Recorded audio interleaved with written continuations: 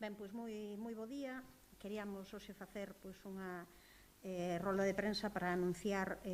unha iniciativa que imos levar ao pleno deste mes de febreiro e que queremos tamén poñer en coñecemento do conxunto da sociedade e dos sectores afectados, neste caso do sector cultural de maneira específica, porque é unha proposta de mellora das bases de convocatoria para o rescate do sector cultural máis afectado pola crise da COVID-19, que, como sabedes, houve unhas bases de convocatoria que saíron publicadas o 10 de decembro de 2020, unha convocatoria dotada con 300.000 euros e que está a piques, tal e como anunciou o alcalde, de se publicar xa a resolución destas axudas, mais o que sabemos é que se presentaron 76 solicitudes a esa resolución e que 18 delas foron denegadas por diferentes motivos. En calquera caso, tendo en conta xa que o máximo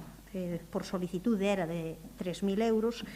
ficou unha parte importante do diñeiro sen gastar. Case, podemos falar de que ao redor do 50% ficou sen gastar, e este é un aspecto que contrasta coas axudas de outros sectores, como do comercio e da hostelería, onde foi investido todo o diñeiro que estaba dotado para esa cuestión. E isto acontece nun sector, o sector da cultura, que a ninguén se nos escapa a enorme importancia que ten en Santiago, que representa o 5,2% do PIB e que tiña no ano 2019 no noso concello case 500 empresas ligadas a este ámbito.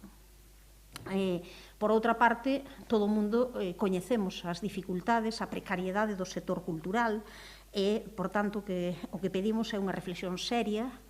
coparticipada, para modificar os contidos das bases e tamén os procedementos e facilitar que as axudas, que desde a nosa perspectiva xa non é que sexan necesarias, senón que son insuficientes, poidan chegar ao sector.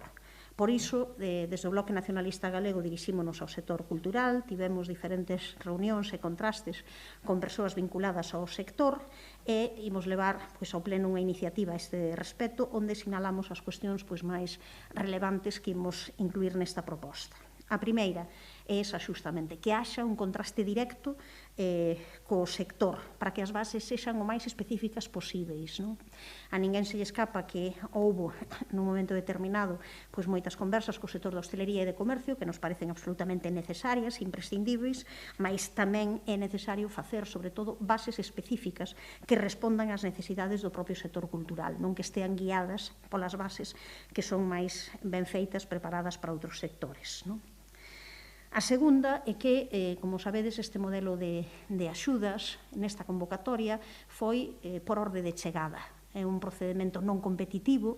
onde se lle dá por orde de chegada ás persoas que entreguen a documentación, no seu caso, e nós entendemos, e así o entende o sector tamén, que é mellor unha convocatoria competitiva. Por qué? Porque detrás xustamente das persoas que acceden a estas axudas hai unha tipoloxía moi diferente, desde unha persoa autónoma, sen máis, que traballa pola súa propia conta, a unha empresa que ten locais, vehículos, persoas empregadas, e, por tanto, é lóxico que eses proxectos se miden de outra maneira e non acaben equiparándose nunha igualdade que ás veces non deixa de ser inxusta. Ademais, hai un colectivo específico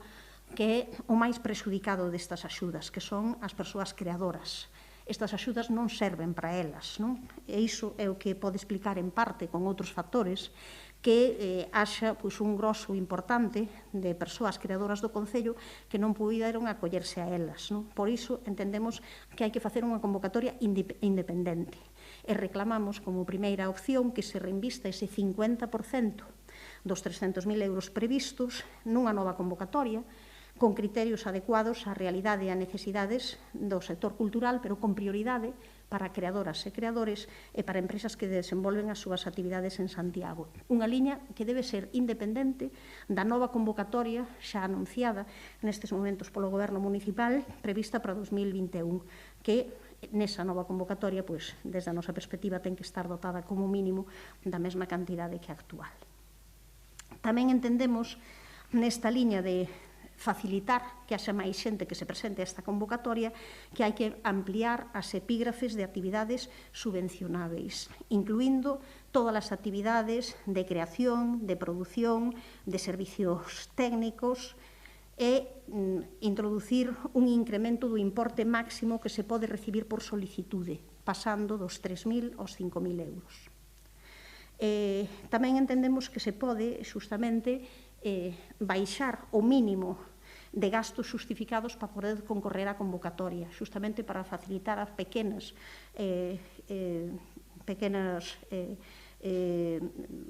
persoas que queiran poder concorrer a esta iniciativa, creadores e creadoras que poidan justificar unha parte máis menor deses 1.000 euros nestes momentos, excluído o IBE que había que facer, e entendemos que deberían de poder concorrer situándose ese mínimo nos 500 euros. E introducir tamén como gastos subvencionáveis aqueles investimentos, aqueles gastos que houbo que facer por ter que tomar medidas diante do protocolo especial nesta época de pandemia, entre os que estaría a mudanza dos aforos, dos espazos, e ademais, como entendemos que esta nova convocatoria xa vai ter aí o verán como expectativa e esperemos que sexa un momento en que comece a recuperarse a actividade, entendemos que tamén é lóxico que aí se inclúan actividades, gastos de produción e gastos vinculados a actividades xa directas nestas novas bases. Finalmente, xa no caso de optarse por esa fórmula competitiva que nós propoñemos, que sabemos con diferenzas na puntuación, con presentación de proxectos, e unha avaliación que en todo caso entendemos que ten que ser áxil, nun procedimento que debe estar en parte automatizado, propoñemos estudar e incluir unha categoría diferente para persoas físicas ou xurídicas que teñan a súa sede de actividade no Concello de Santiago de Compostela, lóxicamente cunha maior puntuación, e outra para aquelas cuxa porcentaxe de actividade no Concello fose superior ao 60%, ou, se queredes, para aquelas, de outra maneira, que realicen un número determinado de actividades no noso Concello, que significa que favorece a actividade cultural e a dinamización do propio Concello. Esta axuda, desde logo, claro, ten que ser incompatível con ingresar a outra percepción polo mesmo concepto ou proxecto no Concello onde se teña a sede. Decímolo para favorecer aquelas empresas que teñen, ás veces, justamente a súa sede en concellos da contorna, pero que desenvolven a súa actividade principal en Santiago de Compostela. Entón, sería unha maneira, diferenciándoos de categoría e, por suposto, poñendo nun nivel superior a respecto do que poidan recibir, a percepción que poidan ter daqueles que teñan a sede directamente en Santiago de Compostela. Dúas cuestións sobre os procedementos que, desde a nosa perspectiva, estes son cantos contidos, cuestións que, desde a nosa perspectiva, mudarían para ben o que son esta convocatoria das bases, e dúas cuestións sobre os procedementos formais que nós pensamos que tamén poden favorecer que se presente máis xente a esta convocatoria. Por un lado, hai un problema que moita xente sinala é que a Administración Municipal é a única que non notifica a través de correos electrónicos, é dicir, que non manda as persoas que se presentan a estas solicitudes cando teñen que enmendar un erro, que volver a mandar outro documento, que corrixilo, non manda un correo electrónico. Nos entendemos que iso podería contribuir a solucionar algúns dos problemas existentes que fixeron que algunha xente quedase fora desta convocatoria. Enviar un correo electrónico pedindo justamente que se reparen os erros, que non teña que a xente entrar nunha aplicación de maneira directa, senón que sexa o Concello quen lles faga esta notificación.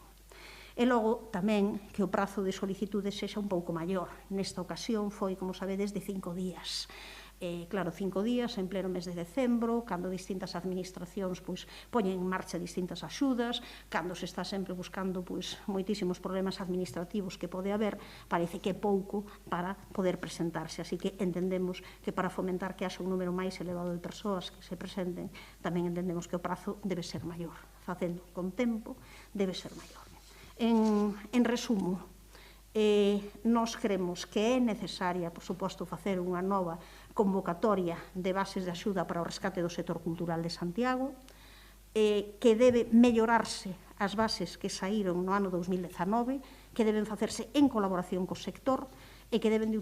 utilizarse algúns criterios que favorezan que se presente máis xente, que sexan máis acaídas, sobre todo non deixando fora as persoas creadoras, sobre todo facilitando que as persoas creadoras poidan ter acceso directo a estas axudas e que vayamos a modelos onde, por un lado, se exixa menos, como mínimo, gasto justificado para poder concorrer a elas e que haxa unha posibilidade de incrementar o máximo tamén que poidan recibir estas persoas que se presenten estas solicitudes. Esta é a iniciativa que imos levar ao pleno no mes de febreiro e que lle propoñemos ao Goberno, ademais que a consulte, contraste e mellore, por suposto, co sector. Non sei se tedes alguna pregunta, alguna dúbida. Das 18 creo que dixeches, non? Que quedaron denegadas, un pouco que motivos lle alegan? Non, como está pendente, non, digamos, de sair a resolución, pero certo que aí hai cuestións que algunhas teñen que ver con cuestións de carácter administrativo, pero fundamentalmente de non ter as solicitudes debidamente cubertas ou emendados algúns erros. Seguramente que hai casos onde non o que se pedía, probablemente hai erros ao 50% entre cuestións que teñen que ver con solicitude de gastos que non entraban dentro da epígrafe da convocatoria, por tanto que non se podían subvencionar, a outras cuestións que xa teñen que ver máis con falta de corrixir, emendar algunhas cuestións de tipo administrativo que se propoñían.